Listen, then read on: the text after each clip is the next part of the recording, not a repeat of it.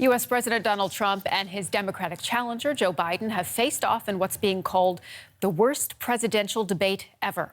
The chaotic 95-minute televised clash touched on issues including the coronavirus, race relations, and the economy.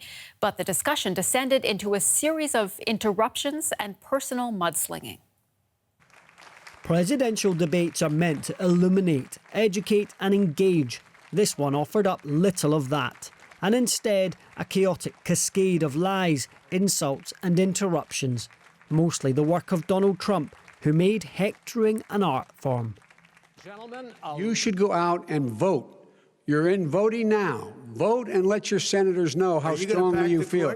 Vote now. Are you going to pack the Make court? sure you, in fact, let people know He doesn't want you're a to answer the senator. question. I'm not going to answer the question Why because wouldn't you answer that because question? the question is the question is radical left. Will you shut up, man? Listen, who is on your list, Joe? Who's on your list? Right, gentlemen, I think this is ended so this. He's going to pack the court. That set the tone.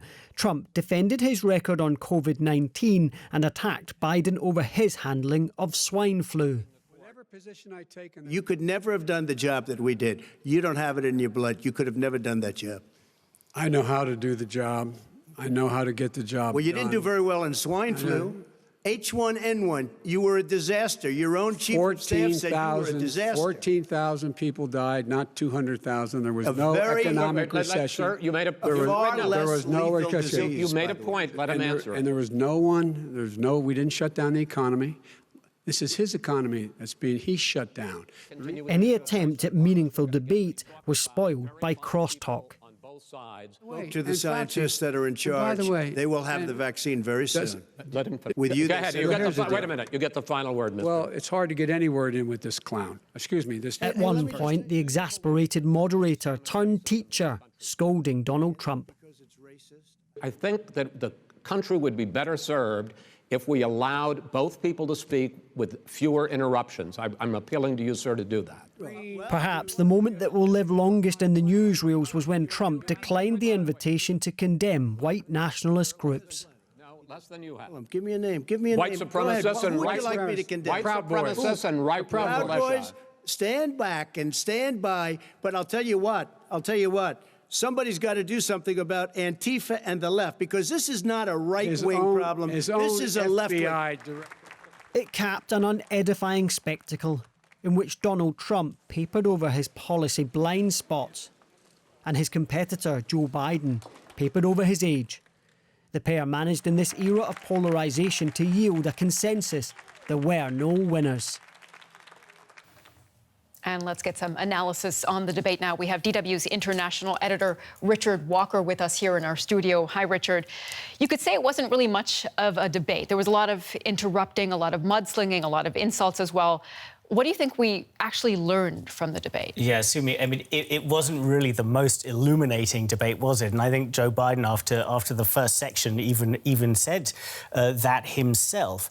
I think what we have learned from this is, on the one hand, we've seen their debate strategies, like how are they going to position themselves in these debates, each candidate, and what kind of a strategy they're going to pursue. And I think it's fairly clearly on the Biden side, it's to play the kind of the reasonable guy, the reasonable alternative to Donald Trump, and to portray him as extreme. And on Donald Trump's side, it's to try to wrong foot Joe Biden at every opportunity, hence all of the interruptions. And I think there you kind of see revealed in that strategy that each of them, to some extent, wants to make this a referendum on the other. You know, neither of them are necessarily playing on their own strengths. They want to reveal the weaknesses of the other candidate. So I thought that was quite interesting. And we'll see if they continue to pursue that strategy. I would imagine they will in the coming debates. And then I think the other point is that I would pick up on is on this whole issue of the result. It was the last thing within the debate where the moderator asked both candidates, you know, will you urge your supporters, if there's not a clear result on debate night, which is quite likely, really, will you urge them to observe calm? And will you respect the result once it has been certified? Do you promise to accept that result? And from Joe Biden, there was a very clear answer of yes. From Donald Trump, there really wasn't such a clear answer. And he even said things like it's a rigged election, this is not going to end well, and that it could be months before we know the result. And I would pick up on that and say, if he's talking about potentially months of uncertainty, that's a hint that he might even be interested in trying to stay on beyond Inauguration Day. Let's talk about the voters here, because politics is so tribal right now in the U.S. Do you think they might be swayed by what they saw? Yeah, well, and it's true. I mean, I think one figure I saw is that only about 14% of voters are undecided at this stage. So a lot of people have made up their minds. When we think about, will these strategies have appealed to them, the strategies we just mentioned, well, on the one hand, what does Joe Biden want to do? He wants to portray Donald Trump as essentially too divisive, too chaotic. Donald Trump wants to portray Joe Biden as too old. So that's what he's trying to do with these interruptions and trying to wrong foot him. He's trying to play into this idea that Joe Biden is too old and to kind of force Biden into these situations where his stutter comes through and he is unable to completely stay on message. With Joe Biden, I think he was most effective where he was just trying to stay calm and not responding to those attacks. I think on either side, I think it's hard to say that there's really a clear winner, like whether those undecided 14%, some of them will be thinking, yeah, Joe Biden did seem old at times. Some of them will be thinking Donald Trump did seem totally chaotic and unpresidential. So I think, it's too early to say how that will come through. All right, our chief international editor, Richard Walker, thank you for your analysis. Well, what's the reaction here in Germany been to the first presidential debate? We asked Andreas Nick, a member of the Committee on Foreign Affairs in the Bundestag for Chancellor Angela Merkel's CDU party. What we've seen unfolding last night also means, I think, that we should be prepared for the democratic process in the United States and for the democratic institutions to be tested to the maximum in terms of their resilience. I think what we increasingly hear is that one of the candidates just seems not to be prepared to accept a defeat in a democratic election that is highly worrisome in terms of what it means for what happens after November 3rd. I fear that the institutional setup of the United States will be tested to the limit.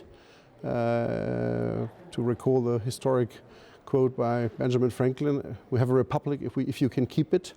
And clearly, if that were to happen, this is also dramatic consequences for the standing of the United States globally and as a major ally of Germany and the European partners. So we look at that with a lot of anxiety, but we also have a lot of trust in the ability of the American people to make the right decisions in their own responsibility in an orderly democratic process. But it will come up to the institutions to protect that, maybe ultimately to the Supreme Court, to the Chief Justice.